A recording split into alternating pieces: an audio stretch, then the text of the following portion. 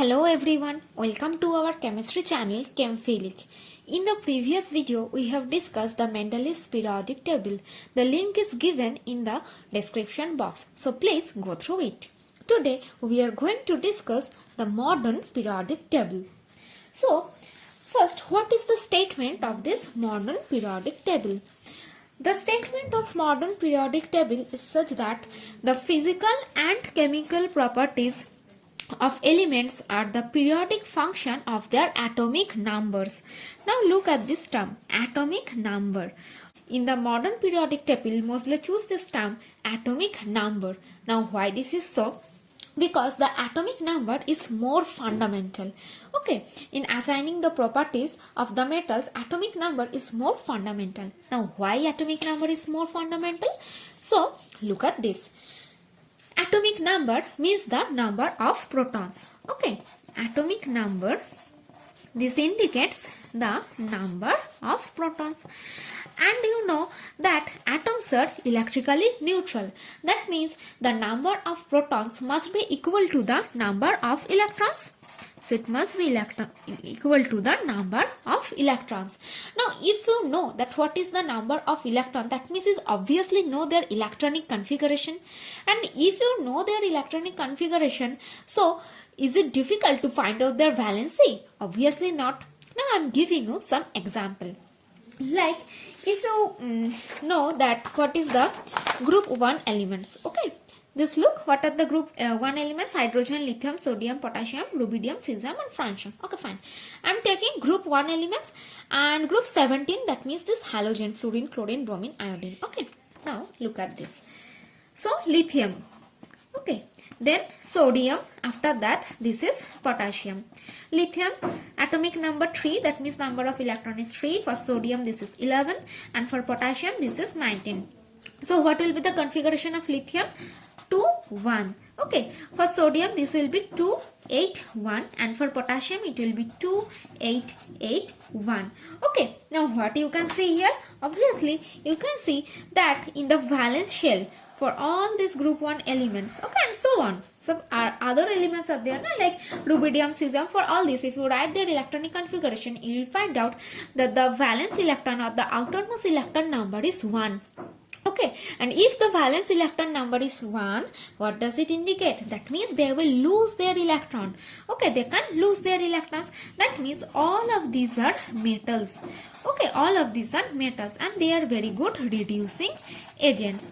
Now what you can see here, that the chemical property, these are the chemical property that they will lose electron, they are reducing agent.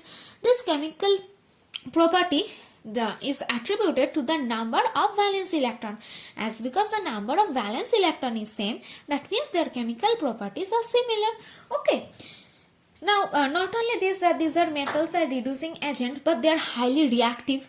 Okay, all these group 1 elements, they are highly reactive, and not only that, they will form hydrides. Okay, like MH type, where M is any group 1 element, like lithium. M means lithium, sodium, potassium, rubidium and so on. Okay, so these are the similarities and chemical properties. And why this is so? Because the chemical property solely dependent upon the number of valence electron, which in turn means the electronic configuration. Okay, as because the number of valence electron is same, that is why the chemical properties of group 1 element is same.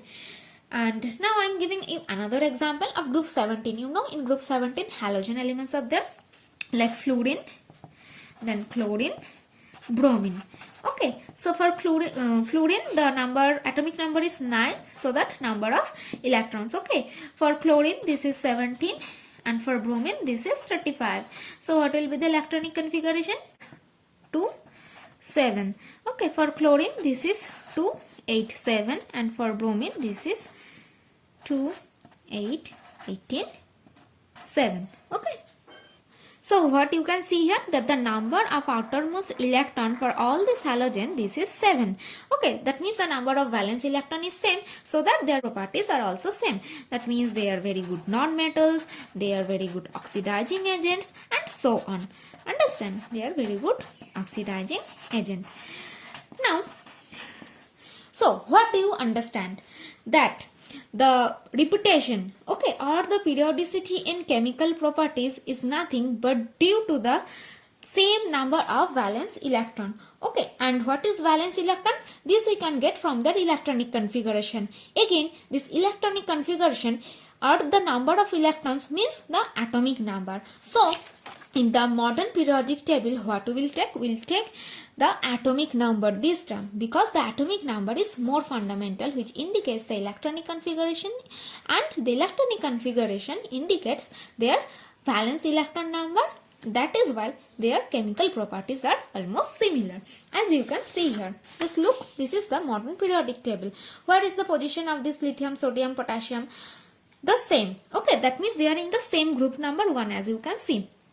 And why this is so? I hope you can remember that in the previous session I have discussed that in the same group, okay, the elements in the same group, they exhibit the same kind of behavior. That means chemical properties are the same.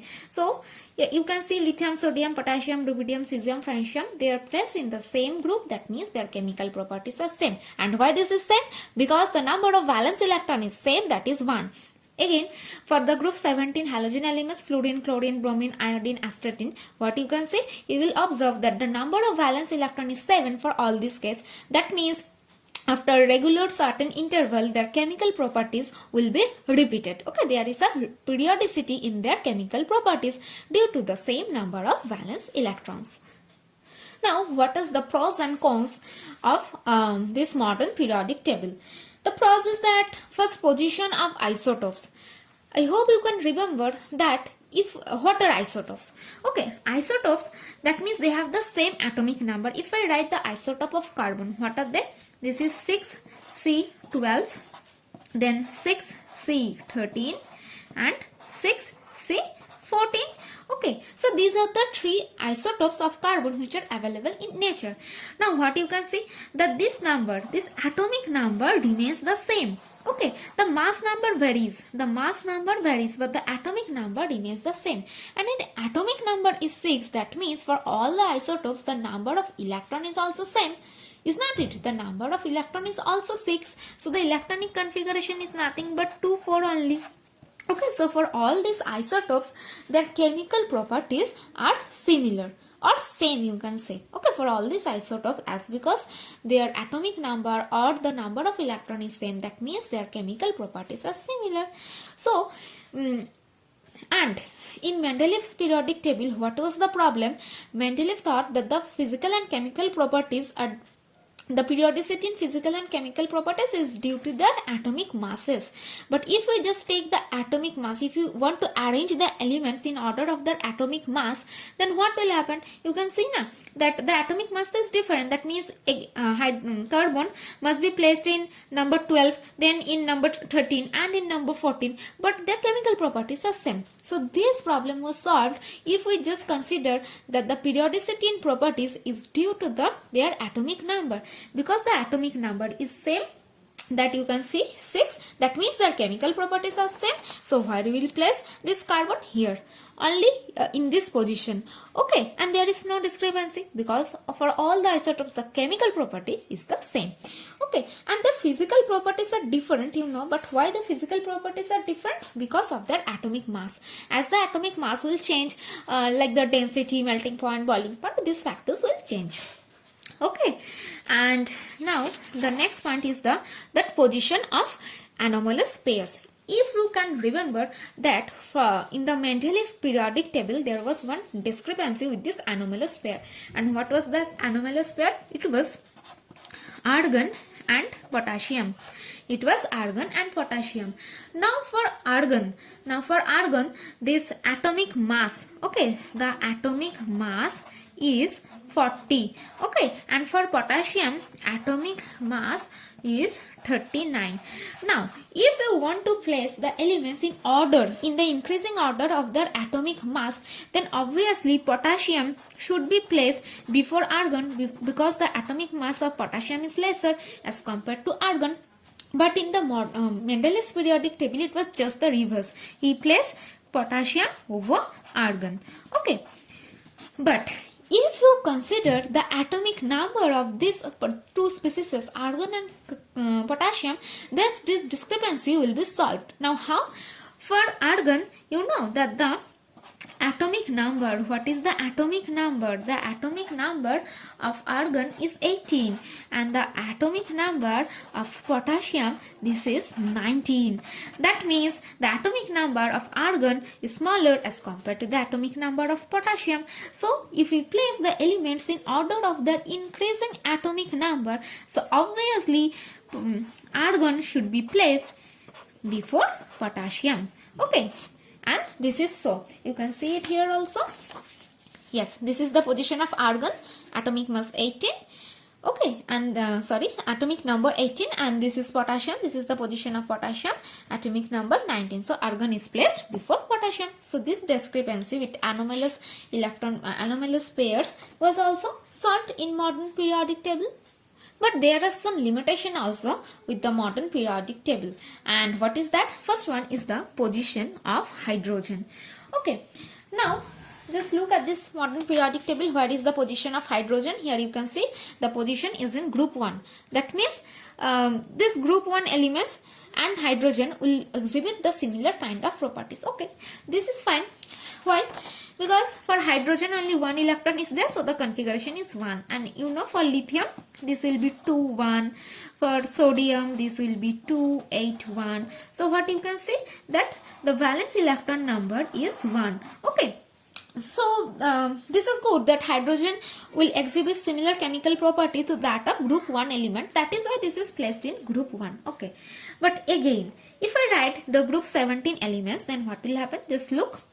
Fluorine, what is the configuration? 2 7. Then chlorine, what is the configuration? Configuration is 2 8 7.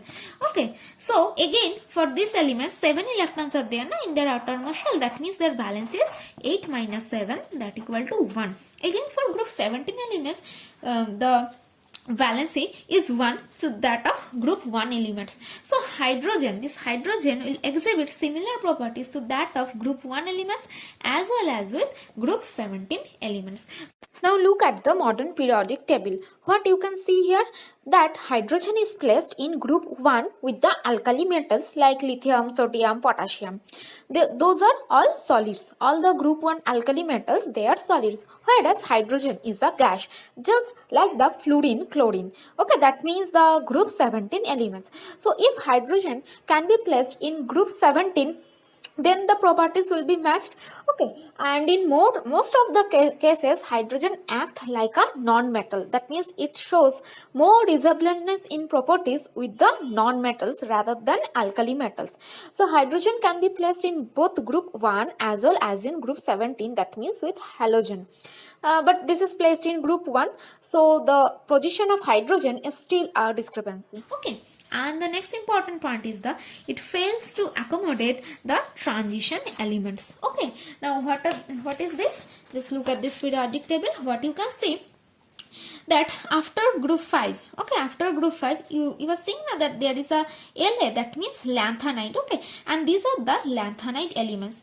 Please look that for lanthanum, what you can see, that the atomic number is 57, and for cerium, potassium, what you can see, that the atomic number is now increasing up to 71.